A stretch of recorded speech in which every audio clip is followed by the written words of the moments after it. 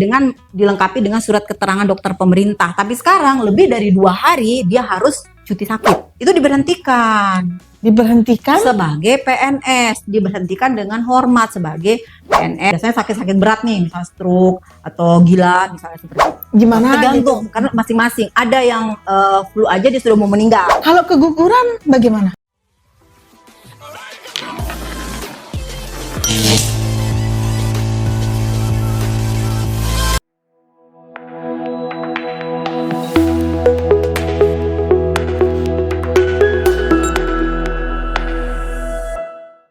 Assalamualaikum warahmatullahi wabarakatuh. Apa kabar Sobat ASN? Hari ini kita ketemu lagi dalam acara ngaji Ngupas ASN Jelajah Regulasi. Nah, hari ini kita akan membahas apa lagi nih kira-kira Bu Kabit? Bahas cuti aja ya, biar lebih keren. Oke, baik. Nah, kali ini kita akan membahas terkait dengan cuti melahirkan dan cuti sakit. Karena udah cuti. Iya, cuti tahunan sudah kita bahas dengan narasumber terdahulu. Perlu perkenalkan diri atau gimana kira-kira? Udah terkenal kayaknya. Perlu dong. Kan biasanya saya jadi host, hari ini saya jadi narsum. Oke, baik. Silakan. Langsung aja deh Bu Kabit memperkenalkan dirinya. Atau saya perkenalkan? Udah tadi. Jadi Sobat ASN, saya Anggun Kristina. Saya di sini hari ini sebagai narasumber. Di lain waktu saya akan menjadi host. Jadi double job. Untuk Sobat ASN. Baik, suasana hari ini kayaknya lebih gimana gitu, lebih santai, lebih sumringah, ceria-ceria, walaupun sebenarnya persoalannya banyak ya di bidang pembinaan. Baik, langsung aja deh Bu Kabit kita dijelasin nih Sobat ASN semua terkait dengan apa sih pengertian dari cuti sakit dan cuti melahirkan. Oke, terima kasih Mbak Dwi. Jadi sebelum saya memaparkan ya, saya mau berpantun dulu Sobat ASN. Jadi pantun saya adalah jalan-jalan ke pasar Renteng, tidak lupa membeli panci. Siapakah ASN yang keren? Yang rajin mengaji. Tangan dulu. Luar biasa. Tepuk tangan. Oke, tadi pengertian dari cuti. Jadi secara khusus apa itu cuti melahirkan, apa itu cuti sakit itu tidak. Jadi yang punya pengertian itu adalah cuti. Jadi cuti itu adalah keadaan tidak masuk kerja dalam jangka waktu tertentu tapi diizinkan. Itu cuti. Bedanya diizinkan gitu ya. Diizinkan. Jadi kalau yang tidak masuk tanpa alasan itu lain lagi. Tapi cuti ini diizinkan dengan alasan tertentu dan jangka waktu tertentu. Kalau cuti itu kan macam-macamnya banyak. Ada cuti yang pertama cuti tahunan sudah dibahas. Kemudian cuti besar. Kemudian cuti melahirkan. Kemudian cuti sakit. Kemudian cuti alasan penting sama cuti bersama. Oke, kalau tadi ini sempat disinggung ya, kalau cuti itu kan alasan tidak masuk kerja yang diizinkan. Sebenarnya sudah dibahas nih di cuti tahunan. Ya. Cuma mungkin perlu diingatkan nih ke Sobat ASN semua, siapa sih yang dimaksud dengan pejabat yang memberikan izin ini? Pejabat yang berwenang memberikan izin cuti ini sebenarnya adalah PPK. Dalam hal ini adalah Pak Bupati. Tetapi apabila dibutuhkan, PPK ini kemudian bisa memberikan kewenangan memberikan izin cuti itu ke bawahannya, ke pejabat JPT, pejabat pimpinan tinggi, pun ke pejabat administrator. Jadi kita juga punya perbub nih, perbub penyerahan sebagian kewenangan bupati untuk penandatanganan surat-surat kepegawaian. Ada di sana siapa yang memberikan cuti kepada pejabat yang di OPD, pejabat-pejabat eselon 2, siapa yang memberikan cuti ke pejabat eselon 3 ataupun staf, ada di perbub itu. Mungkin nanti kita akan bahas tersendiri nih.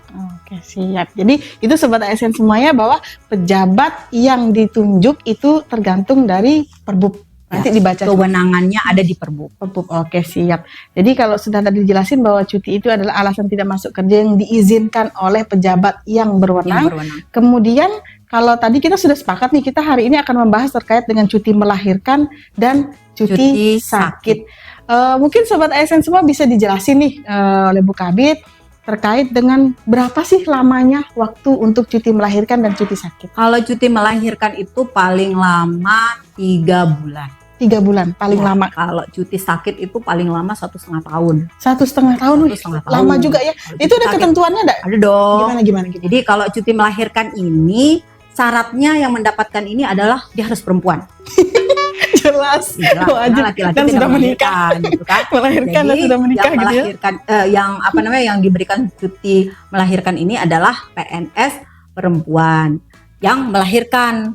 Nah, kadang kita juga diatur juga di sini kelahiran yang pertama, kedua dan ketiga yang diberikan cuti melahirkan. Nah, di sini kadang ada kekeliruan kita. Misalnya, ini anak saya yang keempat.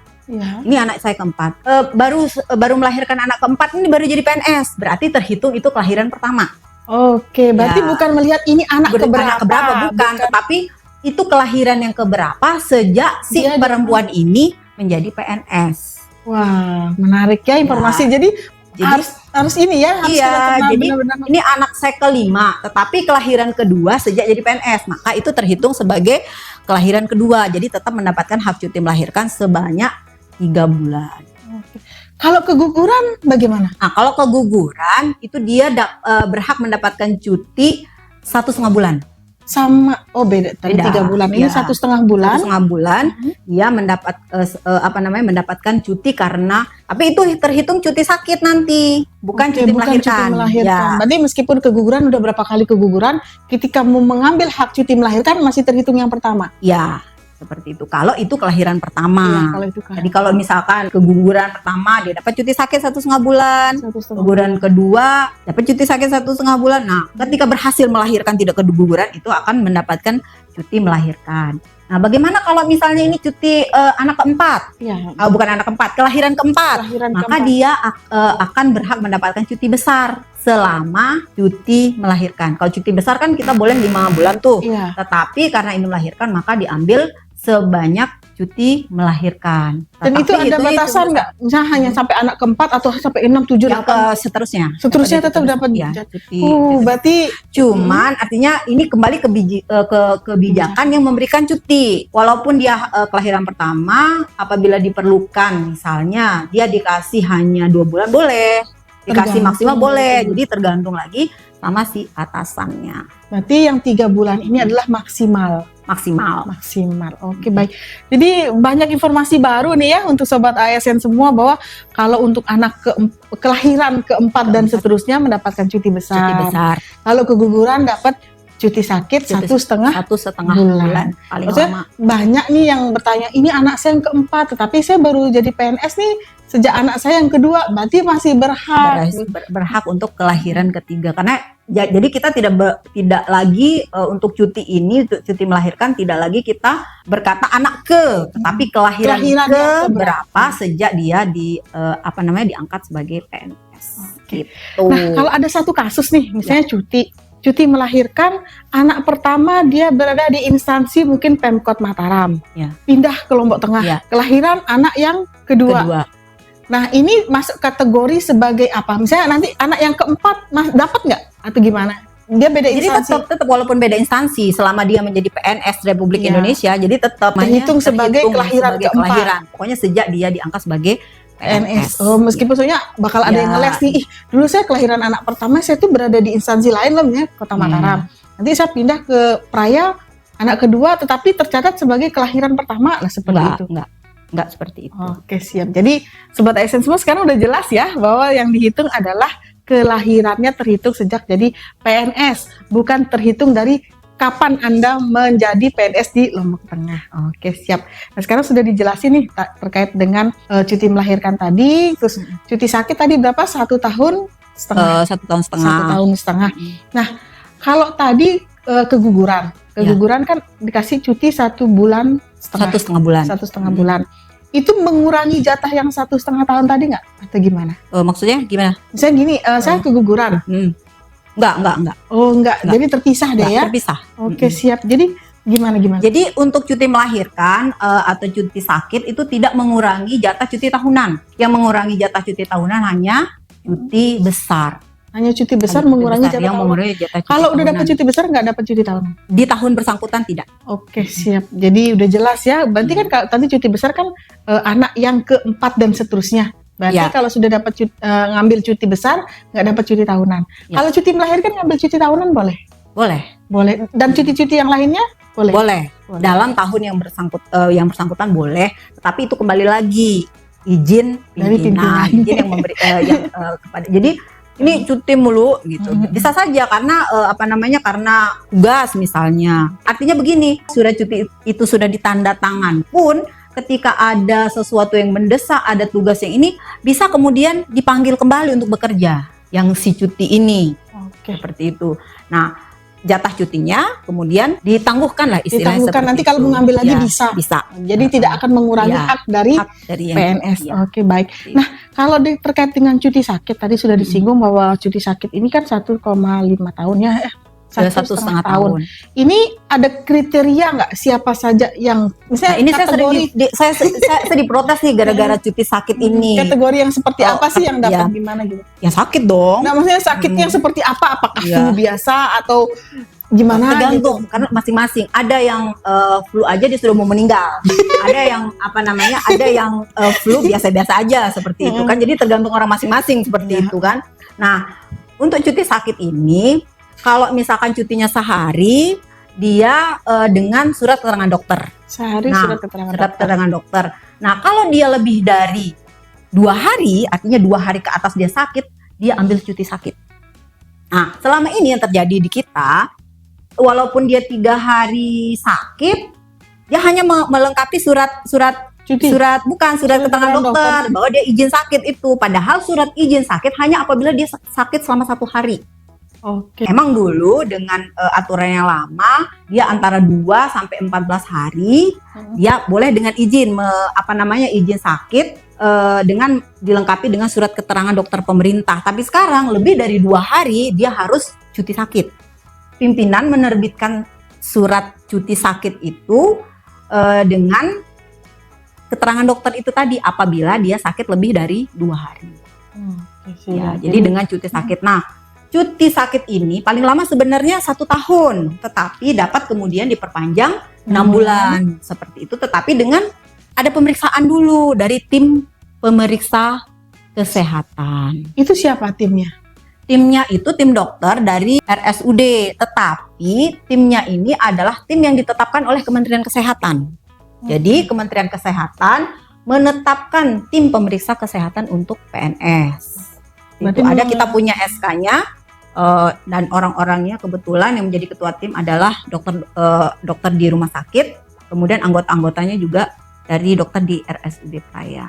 Berarti udah jelas ya, kriteria cuti sakit itu tidak semudah yang dibayangkan, harus melalui pemeriksaan tim. Seperti itu. Dan ingat, apapun itu, misalnya kita tidak sakit nih, tapi pura-pura menggunakan cuti sakit, jangan sampai itu menjadi doa buat kita ya. Betul. Dan di surat keterangan dokter pun itu memuat bahwa untuk diberikan cuti sakit selama berapa hari gitu. Misalkan antara yang sakit pilek sama yang sakit katakanlah stroke kan beda. Misalkan si A, si B ini dia sakit stroke, butuh istirahat atau butuh pengobatan selama 6 bulan. Maka atas dasar surat keterangan dokter itulah maka kita menerbitkan surat cuti. Nah, dia paling lama 1 tahun kan kalau misalnya sakit. Biasanya sakit berat nih, misalnya stroke atau gila misalnya seperti itu kan. Gila juga sakit. Gila juga masuk kategori dong.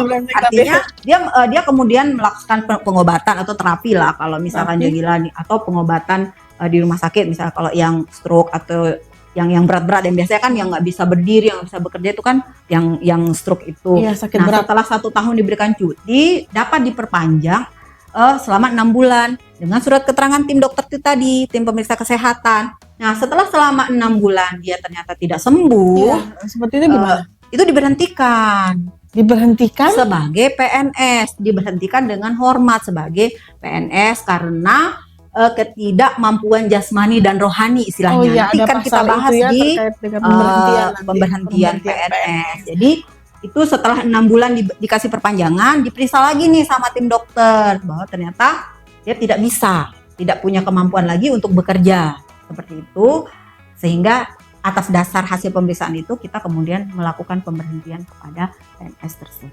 Waduh, serem juga. Kalau sudah dengar kata-kata pemberhentian itu kayak gimana gitu rasanya. Nah, tadi sudah dijelasin nih panjang lebar terkait dengan gimana sih regulasi cuti ini. Nah, kira-kira apa saja syarat-syarat untuk pengajuan cuti sakit? Apakah cukup di internal UPD atau ke BKPP? Tergantung. Jadi kalau cuti yang hanya sehari, yang 2 hari, 3 hari itu ya cukup dengan ini sesuai kewenangan yang tadi sudah didelegasikan. Tetapi kalau misalkan cuti yang sampai sakit yang sampai lebih dari 1 tahun itu karena prosesnya kan tim pemeriksa ini kan biasanya berkoordinasi dengan kami di BKPP. Jadi biasanya dari dinas itu akan mengkoordinasikan ke kita seperti itu. Jadi tetap pengajuan itu tetap dari dinasnya, dari OPD masing-masing dulu. Jadi tidak langsung ke BKPP. Jadi yang bersangkutan ini mengajukan cuti secara tertulis. Kalau sakit berarti dilampirkanlah surat keterangan sakitnya. Atau misalkan bila perlu dengan rekam medis dan lain-lain hasil pemeriksaan, bisa itu kemudian dijadikan dasar untuk pemberian surat cuti. Tetapi tetap permohonan tertulis dari yang bersangkutan kepada pimpinannya yang berwenang memberikan cuti di tingkat OPD. Nah, terkait dengan biaya ini Bu Kabid. Untuk tadi kan terkait dengan cuti sakit nih ada prosedur ya, pemeriksaan dan sebagainya. Ini untuk terkait dengan biaya pemeriksaan siapa yang menanggung? Apakah yang bersangkutan atau free dari BKPP atau dari pemerintah daerah deh gitu? Kalau kita lihat dari aturannya untuk tim ini segala biayanya katanya dari anggaran Kementerian Kesehatan. Karena yang menentukan SK pemeriksa itu semua dari Kementerian Kesehatan. Kementerian Kesehatan berarti untuk sobat ASN semua informasi ini bahwa kepengurusan cuti itu tidak ada biaya. Karena semua ada free ya, Rp0. Jadi jangan sampai nanti ada nih oknum-oknum yang mengatasnamakan, mau cuti nggak, ntar deh saya urusin ke BKPP bayarnya segini, seperti itu. Jangan ya. Nggak ada. Jadi melalui podcast ini kalau ada yang mungut untuk bikin surat cuti, lapor ke Silap. Ya, jangan lupa. Lapor Silap bahwa kepengurusan cuti itu Rp0. Baik, selama menggeluti administrasi cuti beberapa tahun ini Bu Kabid, mungkin ada permasalahan-permasalahan apa nih yang biasa ditemui oleh bidang pembinaan, terutama terkait dengan permasalahan mungkin ASN ini ada yang nggak ngerti tentang cuti atau berkasnya kurang atau pelaporannya kurang, bisa diceritain nggak ke sobat ASN semua? Ini pelaporan kita cerita pelaporan cuti dari OPD ke kami. Jadi jarang ada yang melaporkan ke kami bahwa si A, si B, si C itu cuti. Bukan hanya cuti, kadang-kadang hukuman disiplin juga yang dijatuhkan oleh OPD juga tidak dilampirkan ke tidak dikirim ke kami. Nah, perlu ditahu teman-teman bahwa tahun ini cuti ini pun kita tidak dapat TPP apabila lebih dari 1 bulan cutinya. Jadi apabila dalam 1 bulan, karena kita tahu kan kalau TPP itu kan tunjangan kinerja ya, ada komponen disiplin di situ dan ada komponen kinerja. Jadi yang cuti itu hanya akan mendapatkan komponen dari disiplin 40% dari nilai TPP-nya karena dianggap bahwa dalam 1 bulan itu mereka tidak berkinerja. Berarti kinerjanya 0, tetapi dapat hak cutinya dari disiplinnya dari 40% itu. Jadi ini kebijakan dari Pak Bupati seperti itu untuk cuti tahun ini. Cuti apa saja yang bisa? Jadi kemungkinan yang ini cuti melahirkan karena kan lebih dari 3 bulan. Kemudian cuti alasan penting kan 1 bulan. Kemudian cuti besar. Kalau cuti sakit? Nah, kalau cuti sakit juga sama. Karena bisa lebih dari 1,5 tahun itu. Berarti sobat ASN semua perlu ada ini ya, disimak juga terkait dengan kebijakan cuti sakit ini. Kalau tahun-tahun sebelumnya sakit tetap dapat. Kalau sekarang dapat tapi hanya di komponen kehadiran. 40%, kinerja 0. Oke, siap. Jadi informasi yang menarik ya untuk sobat ASN semua, jangan sampai nanti ada nih oknum-oknum yang menyalahgunakan izin dari cuti sakit ataupun cuti yang lainnya, dikirain ongkang kaki di rumah tetap dapat TPP. Kalau sekarang sudah diperhitungkan dengan baik. Mungkin ada lagi yang bisa diceritakan sebelum kita tutup nih Bu Kabid? Penghasilan yang bisa diberikan. Jadi walaupun tadi hanya dapat TPP 40%, tetapi secara umum gaji pokok, tunjangan keluarga dan tunjangan yang melekat di sana itu tunjangan pangan dan lain-lain itu tetap diberikan. Oke, masih kalau gaji masih aman ya. Gaji masih hanya mengurangi jatah di TPP-nya saja. Komponen kinerja nggak dapat.